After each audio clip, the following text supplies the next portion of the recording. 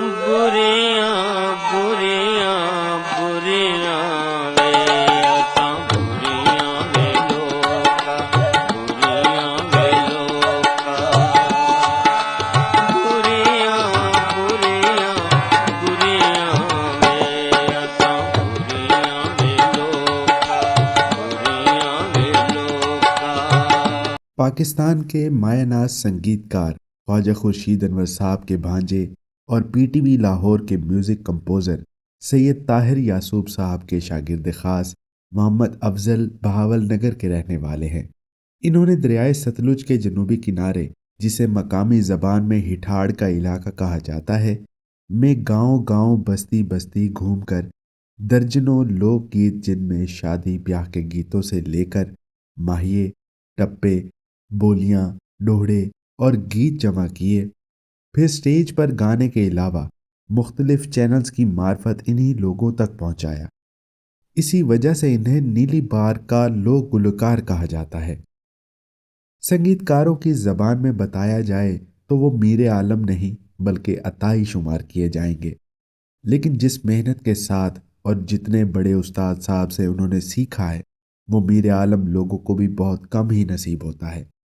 ان کے استاد صاحب خود ایک ریولوشنری انسان تھے۔ اسی بنا پر وہ لاہور چھوڑ کر 30-32 برس بہاول نگر میں رہے اور عام لوگوں کو زندگی کا شعور دینے میں لگے رہے۔ سنگیت کے شاگردوں کو بتاتے تھے کہ سنگیت بیچنے والی چیز نہیں۔ یہی وجہ ہے کہ افضل صاحب نے زندگی بھر کسی سے بھی گانے کا معاوضہ قبول نہیں کیا۔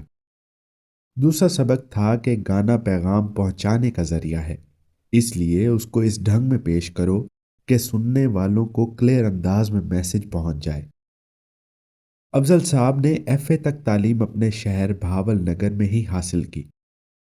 اس کے بعد حصول روزگار کی غرض سے 1974 میں یونان چلے گئے، جہاں وہ 2.5 سال مقیم رہے اور اسی دوران وہاں کی ایک یونانی گلوکارہ مس ورورا کے ساتھ مل کر گاتے رہے۔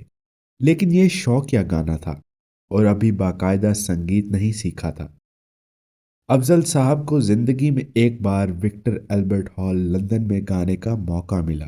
یونان سے وطن واپس آئے تو گھر پر ان کی ملاقات اپنے بڑے بھائی کے جگری یار طاہر یعصوب صاحب کے ساتھ ہوئی۔ بعد ازاں افضل صاحب ان کے شاگرد بن گئے۔ یعصوب صاحب ایک اعلیٰ تعلیم یافتہ دانشور تھے جو لوگوں کی زندگی کا رخ موڑ سکتے تھے۔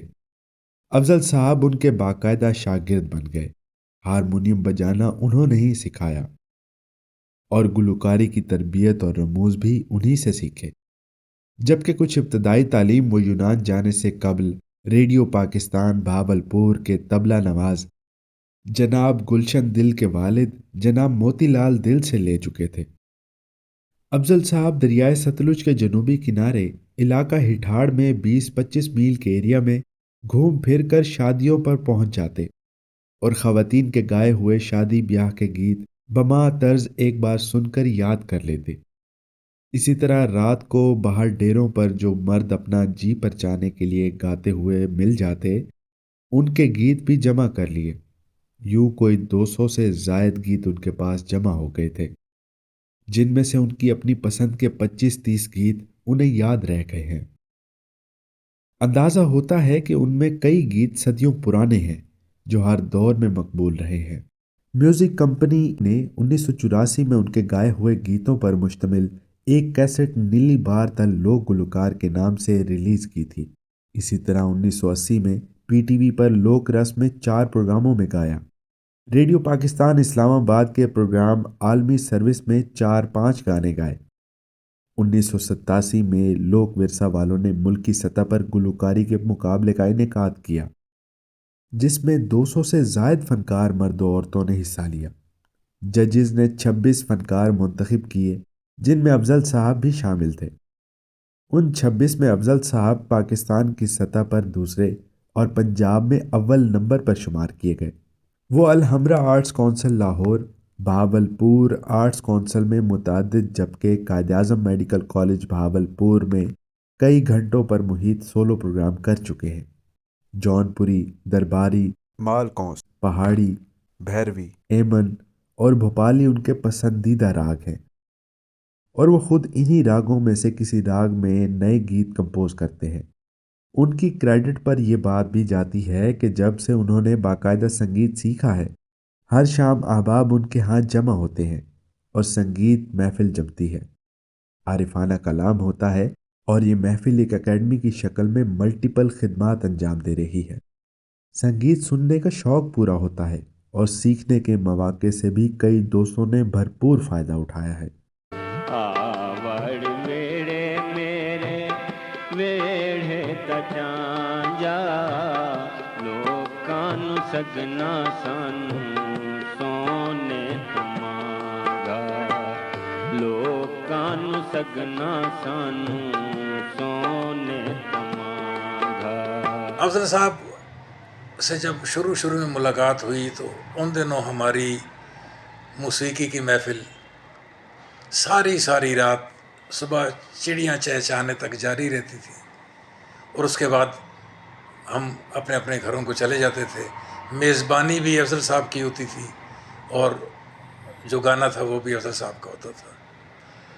تو میں یہ دیکھتا آ رہا ہوں کہ موسیقی کی اس وقت سے لے کر آج تک، آج بھی ہم بلا ناغہ روزانہ کی بنیاد پر کم از کم 3 سے 4 گھنٹے ہماری ملاقات رہتی ہے، واسطہ اس میں موسیقی کا ہی ہوتا ہے۔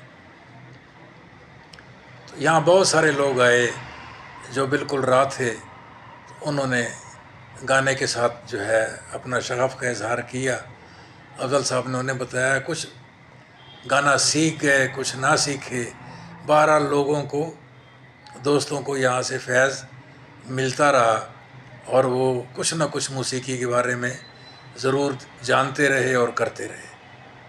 تو یہ ایک بہت بڑی، میں سمجھتا ہوں کہ میوزک کی خدمت ہے کہ 45 سال تو مجھے ہو گئے ہیں، اس سے قبل بھی ان کی صورتحال یہ تھی، جو میں دوستوں سے سنتا آ رہا ہوں جو مجھ سے سینئر تھے، کہ ایکاموڈیٹیو بہت ہیں، دوست احباب کی جو خدمت ہے وہ بھی کرتے ہیں، اور موسیقی کا جو ذوق ہے اسے بھی انہیں روشناس کراتے ہیں۔ ماری چمک الاری نہ جگاویں مایاوے، نہ کوئی قصہ نہ کہانی گھابر جانا مایاوے، نہ کوئی قصہ نہ کہانی گھابر جانا مایاوے، ماری چمک الاری نہ جگاویں مایاوے، ماری چمک الاری نہ جگاویں مایاوے، نہ کوئی قصہ نہ کہانی گھابر جانا مایاوے۔ بہاول نگر سے ہماری یہ دوست محمد افضل، ان کی ایک خوبی تو یہ ہے کہ یہ چیز کو سمجھ کر اس کا مفہوم پوری طرح اپنے اندر اتار کر چیز کو گاتے ہیں۔ اس کی وجہ یہ ہے کہ ان کے استاد صاحب کی یہ تعلیم ہے کہ آپ نے گانا نہیں گانا، آپ نے پیغام آگے پہنچانا ہے۔ مطلب سارا زور جو ہے وہ پیغام رسانی پر ہے۔ پیغام کس کا پہنچانا ہے؟ صوفی لوگوں کا، درویش لوگوں کا، انسان دوست لوگوں کا۔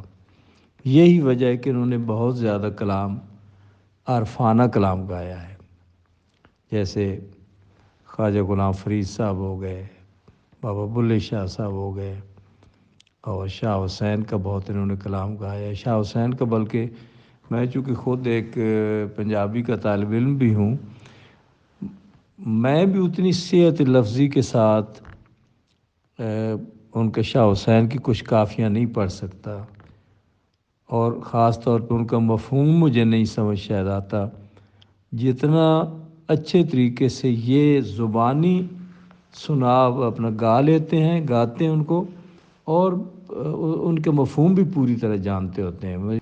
یہ بڑی خاص بات ہے ان کی۔ اور ایک بات جو ہے وہ یہ ہے کہ ہم نے ان کو پوری رات بھی بیٹھ کے سنا ہے، کئی بار، ایک دفعہ نہیں کئی بار ان کو پوری رات ہم نے سنا ہے۔ یہ کوئی کاپی رجسٹر ان کے پاس ہوتے ہی نہیں ہے، یہ زبانی ان کا، اللہ نے ان کو حافظہ ایسا دیا ہے کہ یہ ساری چیزیں جو ہے اپنے حافظے سے نکال کے ہی سنا رہے ہوتے ہیں، اور پورا گانا، پورا گیت، پوری غزل، پوری کافی سناتے ہیں. یہ نہیں ہے کہ درمیان میں کہیں کہ جی مجھے جو 2 کڑے اس کی یاد ہیں یا 2 مصری یاد، شعر یاد ہیں وہ میں سنا دیتا ہوں. نہیں، پورا سنائیں گے. ہلے پاوے ڈھولا پاروں بوٹا ہلے میرا نین وچ ڈھولا آندا ٹھاٹھی جھلے میرا نین وچ ڈھولا آندا ٹھاٹھی جھلے. محمد افضل سر کے شناور ہیں، راگوں سے اس طرح آشنا ہیں کہ درباری، بھیرویں، ایمن اور بھوپالی کے بہت شدائی ہیں. مزاج بدلے تو مالکوس، پہاڑی، باگیشری اسیر کرتا ہے. راگ جے جے بنتی میں ہیر اس کمال سے گائی ہے کہ اب تک یوٹیوب پر ہزاروں لوگ محظوظ ہو چکے ہیں. چودھری محمد افضل کو لوگ نیلی باردہ لوک فنکار کہتے ہیں. وہ ستلج کنارے ہٹھاڑ کے علاقے میں برسوں سرتال کی محفلیں سجاتے رہے ہیں. گاتے ہوئے سرشاری میں جذب ہوتے ہیں. کیڑھی تتی گل لایا نہیں آیا میرا پھل موتیے دا، پھل موتیے دا. کیڑھی تتی گل لایا نہیں آیا میرا پھل موتیے دا، پھل موتیے دا. راوی سید شاہ حسین راجو، تحریر نذیر خالد، تدوین فائقہ حسن، معاون نذیر احمد، ترتیب و پیشکش Ghulam Abbas, deputy controller news, radio Pakistan, Multan.